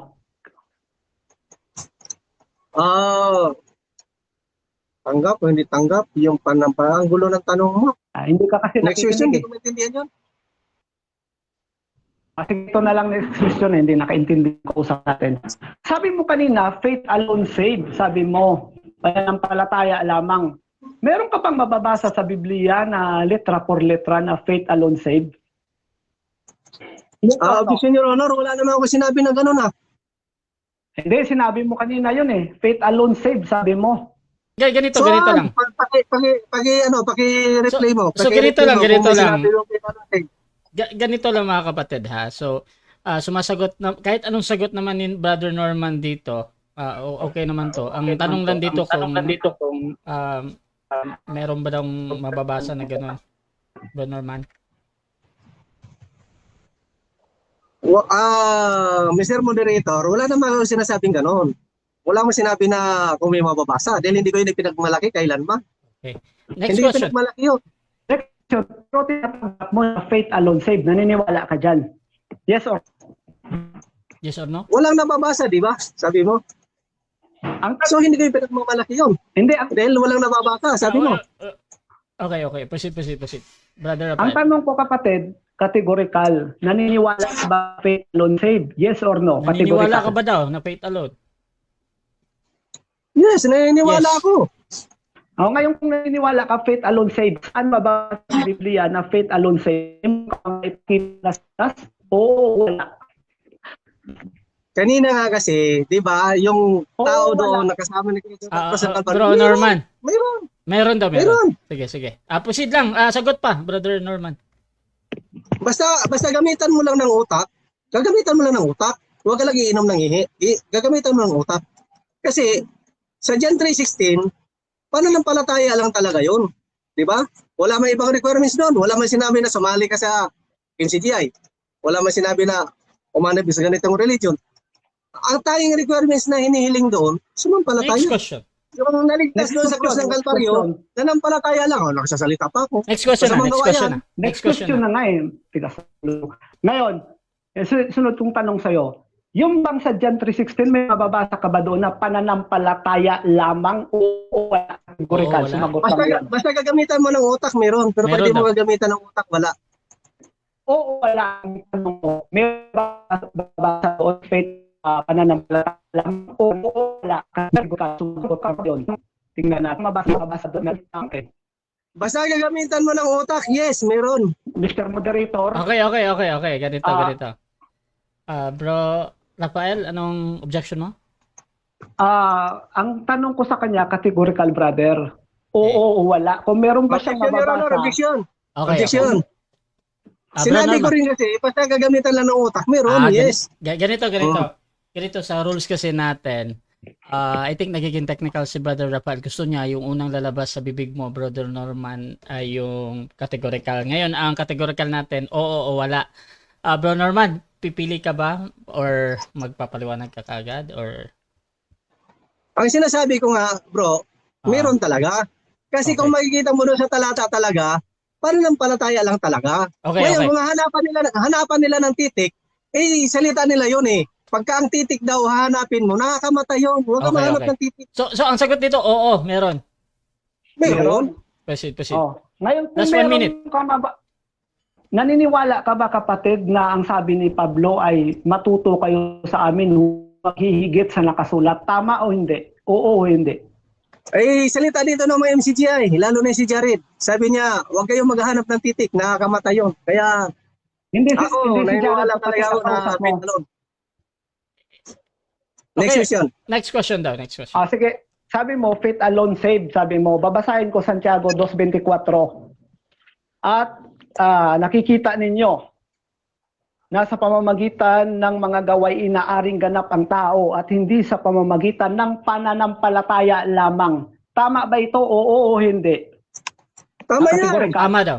Tama yan. Kailangan makita sa buhay mo, naligtas ka na, mamuhay ka ng maayos. Kasi kung paglalabanin mo ang talata, Romans 3:28, a man is justified by faith, apart from the works. Time. Oo. 7 O yung minutes time. sinasabi mo kontra yan Pinag-aaway 7 mo si minutes Pablo time. sa Santiago Okay, so dyan nagtatapos mga kapatid ang second stage ng ating debate. Dako tayo sa final conclusion. Mauna dito si Brother Norman. Bilang negatibo mga kapatid sa ating paksa na ang may naligtas dahil sa pananampalataya na may kalakip na pagtupad sa kautusan ni Kristo. Pamute mo na Brother Rafaela. At bilang negatibo, Brother Norman, 5 minutes. Your time starts now. Okay, mga kapatid, mga kabiyaya, mga kausas, at sa lahat ng mga nanonood, nakikinig. Napakagandang bakbakan ito. Napatunayan ko talaga, si Brad Rafael, wala talaga siyang nilatag na may naligtas. Wala siyang, kahit pinangalanan, wala. Sa sarili niya mismo, wala siyang napatunayan. Di siya ligtas. So, ibig sabihin, yung faith plus work, basura talaga yan. Hindi talaga nakakapagligtas. Siya mismo hindi ligtas. Ako, pananampalataya lang. Ligtas na. Hahanapan niya ako ng litra for litra sa John 3:16. Bakit? May iba pa bang requirements sa John 3:16 para maligtas? Di ba wala? Pananampalataya lang talaga hinihingi ng Diyos. Pero itong mga MCGI, itong ibang mga anti-faith alone, gusto nila, ano ang pananggawa? Lakipan pananggawa. Kawang gawa. Pira yun. Abuluyan. Ambagan. Donasyon. Lahat yan, bayad, pira yan. Kaya yung mga anti-faith alone, pira-pira yan. Pero faith alone, ayaw nila. Walang pira sa faith alone. Kita mo yung mga pastor ng mga faith alone, nagtatrabaho. Di ba? Kaya nga ako busy-busy. Kasi nagtatrabaho ako, ayaw ko nang pinapalamon ako lang. Nakakahiya sa mga tao na ikaw, batugan. Ikaw, umaasa lang sa palamunin ka ng mga membro. Kalaki ng katawan mo, ayaw mo magtrabaho. Sa amin mga faith alone, nagtatrabaho kami. Para makita ng mga tao na kami ay ligtas na talaga. Makikita nila na kami ay gumagawa ng mabuti dahil kami ay ligtas na. Kaya sa buhay namin, si Kristo lang aming ipinagmamalaki. Pero ito mga anti-faith alone, mga mayayabang. Puro daw gumawa ng mabuti upang maligtas. Tapos tanungin mo, ligtas ka na? Hindi pa. Diba, scam? Nakwartahan ka na, nahut-hutan ka na, tapos di ka paligtas. Hanapin nila litra por litra. Ito lang titingnan mo lang ngayon yung talata ng John 3:16. Walang ibang requirements. Pananampalataya lamang. Ito lang. Huwag ka lang iinom ng nakakalasing yun. Pag nalasing ka, nakakabasa ba ng matino yung lasing? Hindi ka makakabasa ng matino kasi lasing ka. Pero kung ikaw, matino lang yung pag-iisip mo, makita mo talaga sa John 3:16, walang ibang requirements. Pananampalataya lamang. Ang sinasabi pa dyan, si Kristo bumaba upang iligtas ang sanlibutan. Sa 18, ang sabi dyan, hindi nahahatulan ang sinuman na sa kanya sumasampalataya. Ngunit yung mga anti-faith alone, nahatulan na. Ayaw nilang maniwala kay Kristo. Na si Kristo bumaba sa lupa upang tubusin ang lahat, sabi ng Hebreo 10. Tinubos niya na tayong lahat, pero itong katunggali ko, ayaw maniwala na siya kabilang sa mga natubos. Ayaw niya maniwala kasi gusto niyang gumawa pa ng mabuti. Mag-aabuloy pa siya, mag-aambag pa, magbabayad pa siya dyan sa lokal, sa sentral. Nang yumayaman lang naman yung mga nandun sa taas, yung pasaya-sakay lang sa big bike. Pero yung mga ordinaryong membro, tricycle driver, di pa nga makabayad ng boundary. Kapitbahay namin, nangihiram pa ng bigas sa amin kung minsan, binibigyan ko na lang kasi di ko rin naman iba. O, kamag-anak ko rin naman. Pinapaniwanag ko lang sa kanya, mamumulobi ka yan. Kaya Brother Rafael, alis ka na dyan. Hindi ka paligtas. Hindi ka paligtas. Kaya tiyangin mo munang ligtas ka. Sa faith alone, maliligtas ka talaga. Sumampalataya ka lang kay Kristo. Na siya ay bumaba sa lupa upang tubusin ka. Upang ikaw maging sakdal magpakailanman. Hebreo, Gis hanggang 14. Sampalatayanan mo yan.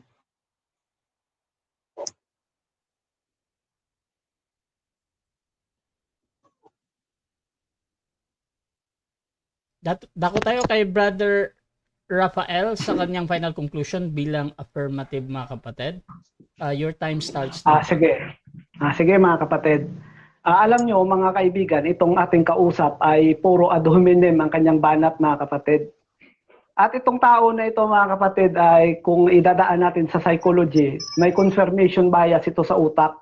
Kahit alam niya na may mga patunay na uobidensya na kumukontra sa paniniwala niya, kahit siya mismo sa kanyang paniniwala kanina, kinakain niya, tinatanggap naman niya yon, kahit i-replay niyo yung video, tinatanggap niya na kinakain niya yung mga pinagsasabi niya. Oo daw. At hindi niya naman natutulan ng ating paksa. Bagkus, kanya pang sinang-ayunan. Ngayon, banat siya ng banat na hindi ka mapabasa ang alon sa 360 ng 1 kasi utak ang gagamitin. Ewan ko lang kung gumagamit talaga ng utak itong kausap natin. Kasi sabi niya, faith alone din. Babasa ako, hindi faith alone lang yon. Ituloy mo lang kapatid, mag-aral ka pa, marami ka pang kakaining bigas bago ka manalo sa debating ito. Tandaan mo yan. Ngayon, ang sabi dito sa 3:19 ng Juan, kanina 3:16 kasi yung yung sino mang sumampalataya ay magkaroon ng buhay na walang hanggan. Sa 3:19, ito ang sabi, at ito ang kahatulan, na naparito ang ilaw sa sanglibutan, at inibig pa ng mga tao ang kadiliman kaysa ilaw sapagkat masasama ang kanilang mga gawa. Kung merong mga tao na umibig sa kadiliman, meron namang taong umibig sa kaliwanagan. Ang katunayan, yung napako sa krus na magnanakaw, oo, tanggap natin na wala siyang ginawa kasi ikaw ba naman kapatid, tatanungin kita, halimbawa lang, nakapako na yung kamay mo, may magagawa ka pa ba? Kung nonsense na yung kapatid, di ba wala ka nang magagawa? Pero meron siyang nagawa doon na yung inibig niya si Kristo. Tinanggap niya si Kristo, ipinagtanggol pa nga niya hindi man niya napagtanggol si Kristo, nagamit ang kamay at paa, pero sa kanyang pananalita, ipinagtanggol niya. Kasi tinuya ng isang ng kriminal na kung ikaw ang anak ng Diyos, iligtas mo kami at iligtas mo sarili mo. Sumagot naman ng isa, tayo sa katunayan sa katwiran dapat naman talaga tayong maparusahan dahil nasala tayo. Pero ang taong ito, sabi niya, hindi nagkasala. Ipinapakita lang doon na iniibig niya ang katotohanan. Si Kristo katotohanan, 14:6 ng 1. Ako ang katotohanan. Ano ba ang pag-ibig? Ang pag-ibig ay nagagalak sa katotohanan, sabi sa 13 ng Korinto. Anong ginawa ng taong yon? Wala siyang ginawa. Nakamay, hindi siya nabautismuhan. Pero inibig niya ang katotohanan. Kaya kapatid, hindi lang yung pananampalataya. Sabi ni Pablo, may buong pananampalataya ka, wala ka ng pag-ibig, wala kang kwenta. Tandaan mo yan. At kapag wala kang kabuluhan, wala kang kwenta, impyerno ang bagsak mo. 25:30 ng Mateo. Itatapon ka doon sa dagat-dagatang apoy. Kaya yung mga nagsasabi na yung 3:16, faith alone, mali. Mali yun. May pag-ibig yun kapatid Kung merong hindi umibig kay Kristo, meron namang umibig. Isa na yung magnanakaw. Bakit? Katotohanan si Kristo, tinanggap niya Yan ang mag-aral ka pa kapatid, nako marami ka pang kakainin bigas na sasaingin para ka makaintindi. Ngayon, sabi niya na yun daw ang Santiago 2:24 ay kautusan daw yun ni Moises. Mali ka na naman kapatid. Hindi kautusan ni Moises yun. Inuulit ko nga si Santiago nga, alipin ni Kristo, hindi ni Moises. Last minute. Ano ba naman yan? So yun mga kaibigan, mga kababayan, na yung ating katunggali, hindi niya nagiba ang ating stand. bagkus ay kanya pang sinang-ayunan na merong naligtas sa pagtupad. Siya pa nga nagbibigay ng talata eh. Salamat kapatid at kinampihan mo ako. Hindi mo ako kinontra. Yung ginawa mo lang, ad hominem yun. Doon lang nakikita na may kontra ka sa akin. Ad hominem yun. Eh ngayon, yung makikita natin na dapat talaga may pananampalataya at gawa na naayon sa kautusan ni Kristo. Hindi yung wala kang gagawin, pananampalataya lamang. Kasi, ang pananampalataya lamang, hindi ka ariing ganap, kapatid. Si Santiago, alipin ni Kristo ito. Kaya wag mong kalilimutan yan. Hindi nagturo si Pablo at ang mga apostol ng pananampalataya lamang. 1:29 ng Filipos, ano ang sabi doon ni Pablo? Na hindi manampalataya lamang. Sabi niya, ay kayo pananampalataya lamang, si Pablo hindi eh. Sapagkat sa inyo ipinagkaloob, alang-alang kay Kristo. Okay, so dyan nagtatapos ang debate natin mga kapatid between MCGI and AOG. So before natin end yung ating live, syempre gusto mo ko muna magpasalamat kayo sa lahat ng nanonood at makakapanood pa nito. Brother Rafael, salamat. Salamat po mga kaibigan. Magsasalita pa bro.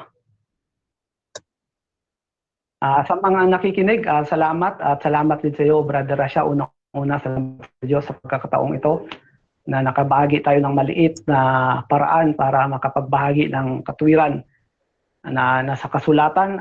Tandaan natin na ang kaligtasan ay kung naligtas na tayo sa kasalanan, dapat ay magpatuloy tayong ingatan ang mga aral gaya ng sabi ni Pablo sa unang Korinto 15:1-2 hanggang katapusan ang mananatiling tapat o ang magtitiis hanggang wakas siyang maliligtas. Huwag ka lang umurong. Hindi naman si Pablo mayabang na ligtas na agad siya. Sa 3:13 ng Pilipos sinabi niya yan. Sige, pasalamat. Salamat sa lahat ng mga nakinig, bigay ng oras sa ating pag-uusap na ito. At kapatid, salamat din sa iyo. Huwag kang magagalit sa akin personal. Wala akong masamang tinapay sa iyo. Aral lang tayo magkalaban pero pagdating sa personal, hindi tayo magkalaban, kapatid. Salamat sa time na ibinigay mo. Brother Rasha, salamat din. Okay, thank you din, Brother Rafael. At syempre, Brother Norman, pasalamat lang din, bro. Okay, thank you bro.